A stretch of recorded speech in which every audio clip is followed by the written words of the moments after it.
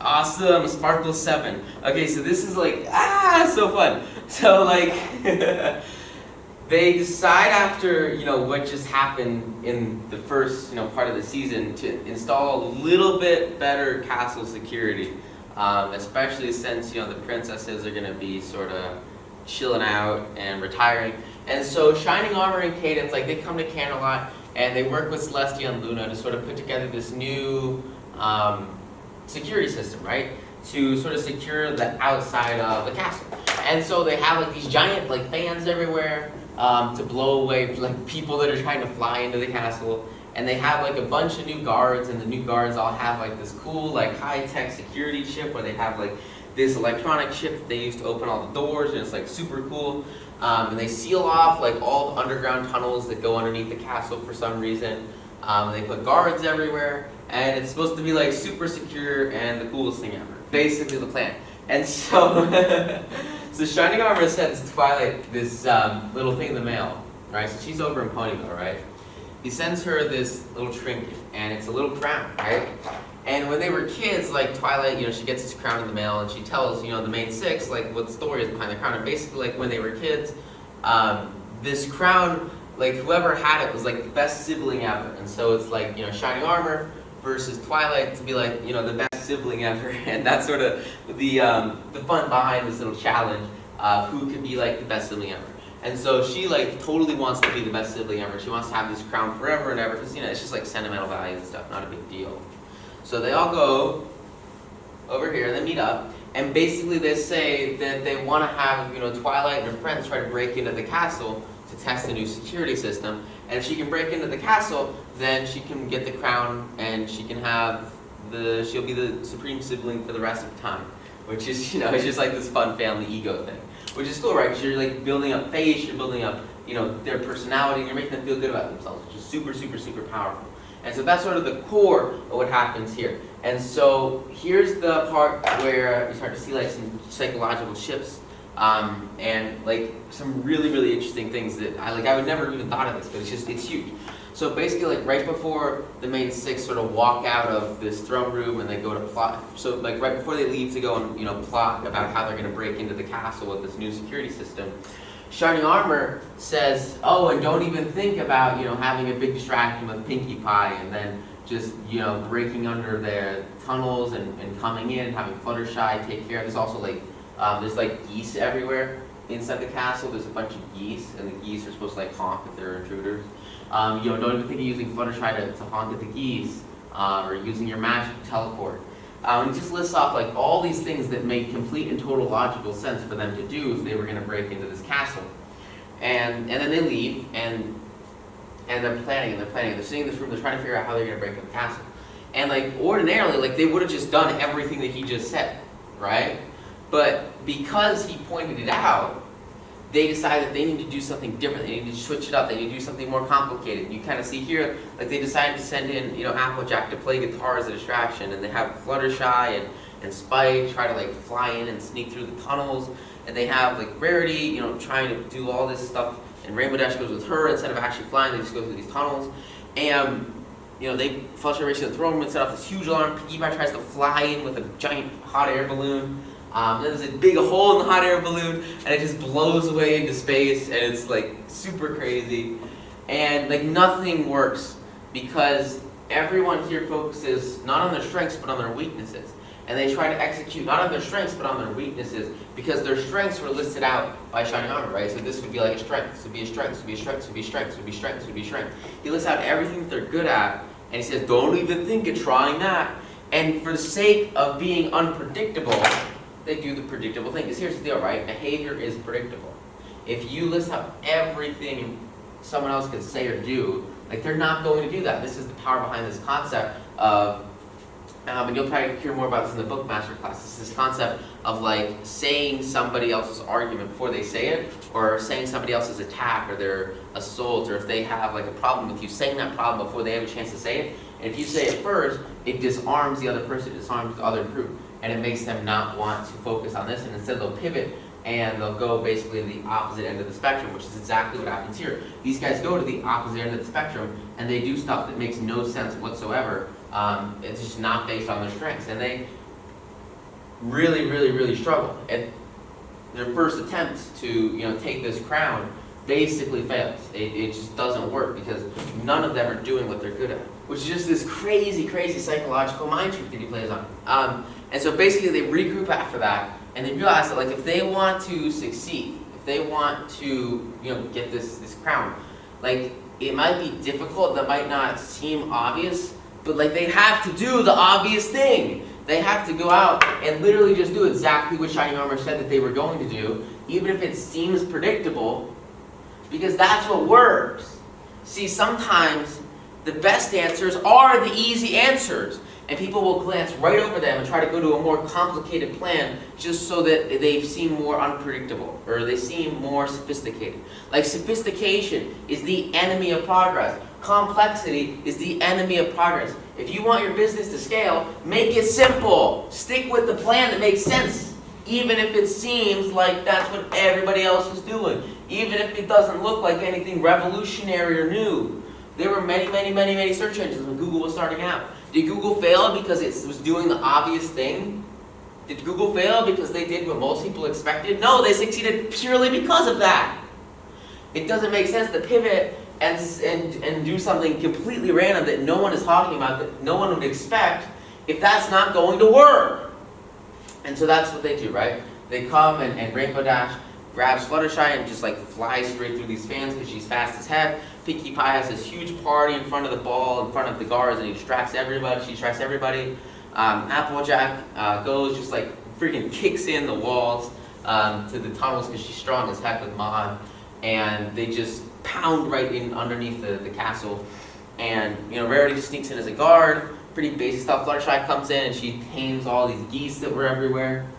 And it just works out perfectly because they're all focusing on their core strengths. They're all focusing on their internal benefits, like what they're good at.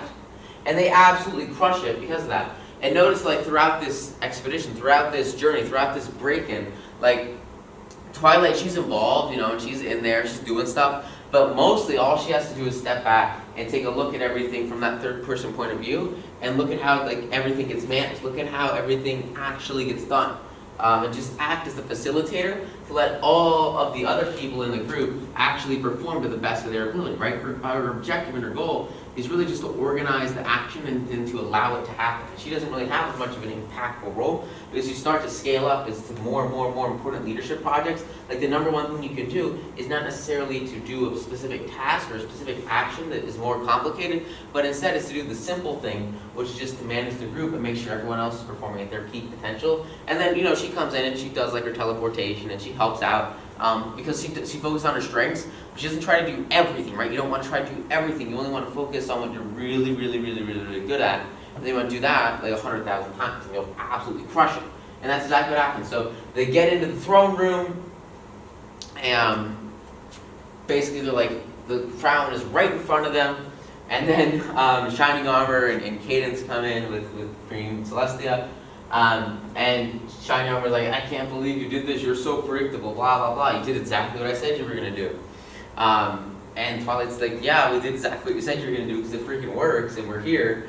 But then he's like, oh, well, I guess you lose because I came and I caught you. But basically what Spike did is he kind of conspired with Luna, and as Shining Armor's gloating, like Luna teleports the crown into Spike's hands, and Spike has the crown and he like puts it on his head and he's like, oh, so excited, so happy. And he's like, ha ha ha, we stole it, we win, and we're the best siblings ever. And they succeed, right? Because, as this process was going on, like Luna was trying to keep telling Celestia over and over again about how they had internal threats as well as external threats. And like more guards and more security is important, but at the same time she has to focus on the internal security. And like Celestia didn't listen to her, she just kind of blew it off. And so Luna like takes this as a chance to basically say, look, this is what happens if you don't focus on it. And she just like teleports it into Spike's hands. Spike captures it because it was an internal threat, right? There was an internal security flaw. And so from that point forward, like they realize that they have to actually listen to these different perspectives. You have to listen to the group. If someone tells you something that's important, like implement it, make it happen. And Celestia realizes that she has to strengthen internal security as well as external security. And also Twilight gets to be sibling supreme forever and ever with Spike, which is super cool. And it makes Spike feel so much better because he feels like he's part of, her family now. Feels like he's part of like her life, and because he's just such a huge part. But yet, remember, like we're like literally 200 episodes into this show, and like still, this guy is sort of concerned about being accepted by Twilight, right? Since remember, like most people, really all they want is a feeling of importance, acceptance, community, and significance. And so if you just want to make sure that you're constantly, especially in like the most important relationships you have, you're always going and giving value and adding and saying, hey, look, you're the best. I appreciate it. Thank you. I care. Because you don't want people to question whether or not you care. You want to make it very obvious for the most significant people in your life, which is just huge stuff. And we see it applied here in Sparkle 7, and it's just super fun episode. So sweet. Okay. The point of no return. Oh, this one's so fun. So Twilight, she's rummaging through all of her old stuff in the library, and she's moving into the castle, or not the library, but like the old castle, and then she's moving stuff from the old castle to Camelot. And as she's going through all of her stuff, like she finds this book in the middle of all this rubbish, and she realized this is like a library book from like when she like was first in Camelot, from probably like 10 or 20 years ago, like super long time ago. I don't know, like they don't say exactly how old they are, but I don't know, it's from like this is from basically like the first episode of the show. She finds this book that she's like never returned to the library. And she's like, crap, I gotta go give this back to the library. This is gonna be a huge mess. And so she goes over to like, she comes over to the library in Camelot, and at this library, she walks in, and like the attendant's there, and there's people everywhere, and there's books and stuff. And as she comes in, they have like this huge painting on the wall, and it's she got Twilight and Spike, and Twilight's got her book, and there's this big painting on the wall, and it's like it's like most favorite reader, it's like MV, most important reader, like super important, and it's got like a giant picture of Twilight's face. Because remember, like public recognition is super powerful. And so if you can like show people publicly that they're the most important person on the planet, like they will love you for it. And that's really like exactly what happens here. She's got like this huge like easel of like the best book borrower in the entire library. She was just always there reading books and learning. Because remember, like leaders are readers, and she read enough books and got to the point where like she literally is eventually, she like is going to become like the ruler of the whole world, right? And it's because what? She had like, I don't know, it's not like all books, but like books helped. Books really helped. And so she comes up to the librarian, and she says, hey, I have a book to return. And she's like, yeah, we love you, you're the best ever. And she's like, it's a little bit overdue. And she's like, well, how overdue is it? And then she's like, I don't know, like 10 years maybe. and she's like, holy crap. Yeah, you're gonna have to talk to like some lady. And what's interesting is, as Twilight, she used to come around time, right? And so she had like a pretty solid relationship with this one pony named Dusty Pages. And Dusty Pages was like the old librarian, and she's like, well, where's Dusty Pages? And she says, well, Dusty Pages quit because one of her renters, one of the people who bought books from her, didn't return a book. And it was you, you didn't return your book. So Dusty Pages had to leave, which was like, ugh, am I gonna hurt Twilight so much? And she was so devastated to hear that, because like her, just accident had like really hurt someone in her mind. She basically pulled the job out from under Dusty Pages, and just crushed her ambition and her opportunity. And it was just a really harsh, it all came from what? It came from one book, right? And so Twilight's like, crap, well let me go find Dusty Pages, and then she can help me return this book. And so they go on this big, like journey over to like this retirement home in the middle of in nowhere. And there's like this huge retirement home, and like she is like freaking out. She's like, oh my gosh, I'm getting late fees accumulating by the day. They've already gone up so much. And she's like, you really got to get this book back to the right person. And so she comes over to this retirement home, because these librarians, I mean, they're kind of, I don't know, like Dusty Pages looks like she's like really old if you like look at her. Anyway, she's at this retirement home, but she can't really like find Dusty Pages immediately. So she gets here, right? And she starts asking around, you know, hey, have you guys seen this lady, right? And eventually, no one really helps her, no one knows, and they're all like, I don't know, haven't seen her. And so she kind of like gets a little bit upset. And it comes back to this concept like that you have to care, right? But not that much. And so, you know, she comes and she sits down with Spike for like a lunch break to chill out. And as they're sitting down in the middle of this bar, or this restaurant, like a rock band comes in and just starts playing behind them. And and Dusty Pages is like the lead guitarist in this big band, right? And so Twilight turns around, she sees Dusty Pages, and she basically makes them stop like all the practices. She's like, oh my gosh, it's Dusty Pages, ah! And you know, they recognize each other. And she's like, I'm so sorry, I have this book, and I never returned this book, and I heard that like you got fired because of it. It was like, oh, I'm so sorry, it's the worst ever. And like here's sort of the really powerful mindset shift, right? Like Dusty Pages, she stops like all of her band practice and stops playing, and basically is like stops everything she's doing so that she can connect with Twilight, because they have that connection, right? They have that relationship. They care about each other, and that shows in the actions they take to support each other.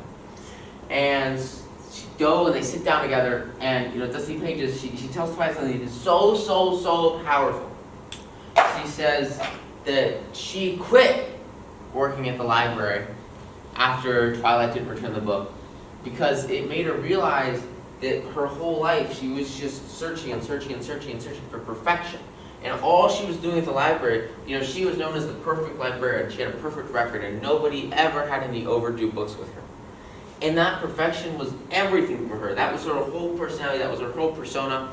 That was where she got her feeling of significance. That's where she got her feeling of self-worth, right? Everyone has that one thing that really gets them a majority of their significance. And for her, like, that was her perfect record. And as soon as her perfect record was smashed, she realized that, like, crap, you know, perfection isn't everything.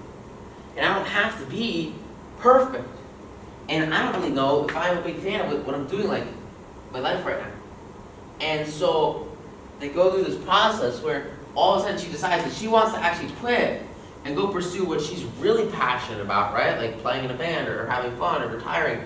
She doesn't need this job. Instead, she wants to do what makes her happiest, what gives her the most fulfillment, what gives her the most joy, the most life success on her own terms. And for her, like, being the perfect librarian does not fill that role. She goes, she leaves, she does something else, and what actually Twilight thought was a negative, what she thought was a bad thing, you know, not returning this book, actually turned out to be a really great thing, because it made this librarian, made Dusty Pages, realize there was so much more out there for her. There was so much more to achieve, so much more to do, so much more to prosper from than she could ever thought possible on her own, right? She realizes it only after she has imperfections. She realizes that she can go and do more and be more. And she tells Twilight, look, you have to stop freaking out about this book, because mistakes are okay, mistakes are natural, mistakes are a good thing. They show you on a journey to success. And you cannot worry about perfection. And she says, did you even read this book? And Twilight says, no. She looks at the title, and the title is Perfection, the Impossible Pursuit. Because no matter how hard you try, you can never reach perfection. It's just so bogus difficult. It's not worth it. It's an impossible pursuit. And so she comes back to the library and she realizes that it's okay to make mistakes. It's okay to have faults and flaws and cracks and pursue other things and make challenges, you know, overcome them on the way. Because in reality, everyone makes mistakes. It's just plain facts. And the best thing you can do is to admit them honestly and wholeheartedly when they happen, and then just power through it and accept it as a fact of life, as a natural thing. She comes back here and she has to go to like this late returns office, and basically they stopped adding late fees on the book like 6 years ago because they have like a maximum fee, and so she pays like the equivalent of like $30. They have like their own currency system, so it's not like that accurate. But she pays the fees, and it's not like a ludicrous fee, it's a basic nominal fee. And they replaced the book a long time ago, and so she keeps the book as a reminder that perfection is not the goal, but the real goal is to just pursue life and understand that imperfection is part of the path, and it's totally natural, totally okay to have imperfection, because imperfection will allow you to go out there and do more and work through newer things so that you can have more overarching success, more total success. And imperfection along the way is a-okay. It's a good thing. It's not a problem. You can't be perfect, right? You have to have, just like there's going to be mistakes, you know? Like, I would be scared if every single stock I invested in went up 130% in the next 4 months and I had no mistakes whatsoever. Like, that's kind of creepy. Like, you're not going to be perfect. It's just how it works. And that's really like one of the key things that I think is learned so well here, is that people forgive her. You know, the world didn't end because she didn't return this book. Like, ask yourself a question. Like, if you think something if you're really stressed out about something, or you have a lot of worry, a lot of emotion that's maybe not helping you, it's negative, right? Ask yourself, like, will the world end because of this? And if the answer is no, then just factor it into your normal amount of imperfection, because it's not a big deal. It's okay to have imperfection. It's a good thing to have imperfection. So give a dog a good name. Now this one is just like, huge. It's this idea that, like, if you want somebody or some group of people or some, unit to act, a certain way, you want to get to this end goal that you have, right? Like, you have to sort of pre-frame people to want to be here. And you want to, like, make them feel like, even if they're starting out at the bottom, that they're already sort of at the top of this ladder, and they've already gotten to the top where they're trying to get, right? Which is just so huge, because, like, this is a tough ladder to climb. But if you already treat them like they're at the top, they will very quickly come to the top, rather than if you treat them like they're at the bottom, they're going to stay at the bottom, right? It's this idea of the way you treat people is what you can expect out of them. So if you're trying to get people to work together on some sort of project, you're trying to get to really having this big success. Like, you want to treat people like they're a success before they actually get there, so that you're pulling them up, right? You're giving them this rope to hang on to, so you can pull them up to that next level of success. So, like, a really great example, like, this idea of names specifically is really powerful, because the way that you talk to people, the way that you call people certain names can have this exact same impact. So if you're working with someone and you're trying to build a project, right? And you say, oh, I can't wait, it's going to be the coolest thing ever. And, in a public meeting you declare that, Josh is the best coder on the planet, or Ryan is the coolest graphics designer on the planet. Like, whatever, whoever you're working with, like, any chance you have in public to build up their face by giving them a really good name that makes them feel like they're way up here, even if they're not necessarily there yet, that's really powerful. Think about, how students are going to perform, how they perform in school. Like, if the teacher says, you guys are the best class ever, you're the most amazing class, and you're going to do super well. Like, I have this class, right? And that's exactly what the teacher does. And everyone feels amazing. Everyone feels like they're way up here, like they're going to have huge success. And they perform better no matter where they're starting. It's the same thing if you do the opposite, right? If you give a dog a bad name, I mean, if you tell someone they're the worst ever, or that they're stupid, or they're dumb, or if you label them with some sort of mental disease, like, how do you think that's going to impact them? If you tell a class that they're the worst class ever, and you can't believe how awful they are, and they never stop talking, do you think they're going to stop talking and they're going to be better? No, right? People will become exactly what you label them as to you. And so you want to make sure that you always give your teammates, your group, and like anybody that you meet, you want to give them a great name so that they can be more. So huge, so powerful.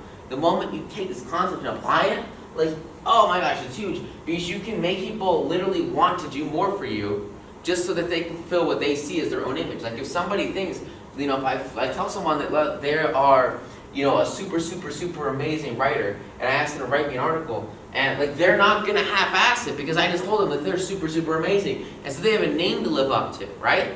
Like, if I tell them that they're super bad and they're a bad writer, like, they're gonna write a bad article. But you don't do that, right? You tell them they're amazing in any aspect. It doesn't matter what you're working on. And if you give people that great image to live up to, they will strive to live up to it. They'll strive to get to that next point, that next step, and to have that achievement. It's really powerful, really huge. And it all comes from this one core concept of giving others great names. Because the moment you do that, changes everything. And all of a sudden, they have success. You have success, right? And as a group, you grow so much more because everyone is trying to work not, at their weaknesses, but instead they're fulfilling their full potential. They're having the biggest impact possible. As you pre-frame them for success, they will then fulfill that success, which is so huge.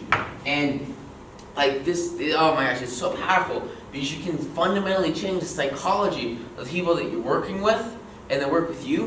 And the moment you do that, everything changes, right? Because they are performing better. You're performing better. The team's performing better. And then you have other people. You have external validation in the marketplace. You have reporters that come in. You have people that see what you're doing and they say, wow, this is very inspirational, very innovational. You're doing an amazing job. And now it's not just you pumping up everyone and giving everybody a great name. It's also others. And it just compounds and compounds and compounds. And at the beginning, it might just be like your initial teammates and your initial mastermind, and you have like your level of success over time, right? But like as you have more, because this success is directly correlated to praise, right? And so as you give others good face, you give them praise, and then you start to have a little bit of success, right? And as the success grows, you have more people to give you more praise, and that success just keeps going up. As you get more success, you get more praise. You get more success, more praise, more success, more praise. And as this happens, at the same time as your impact, your success, and your praise are going up, the name and the face that you and your group has is going to grow and grow and grow and grow and grow. So you build more face, you build a reputation, and you take that and you use it to fuel more success because the praise leads to better performance. Everyone's telling you that you're doing an amazing job as one of the leading, car manufacturers in the world. You're going to keep doing an amazing job, and you're going to try to fulfill that image of being one of the best car manufacturers in the world. Doesn't matter what industry you're in, doesn't matter what sector you're in, doesn't matter where you're working. If you can just get this core concept down and have a good name for yourself, for your group, for your company, whatever, anything you're trying to do. Maybe you want to have a good name for your portfolio. Maybe you want to have a good name for your investments. Maybe you want to condition yourself to wholeheartedly and completely believe and confirm in yourself and affirm in every single action you take. You are a successful investor. Doesn't matter what you want to do. This concept can get you there because it'll pre-frame you to be there, and it'll take you there just a little bit before you actually get there, and then that little jump will pull you towards it, which is so huge, so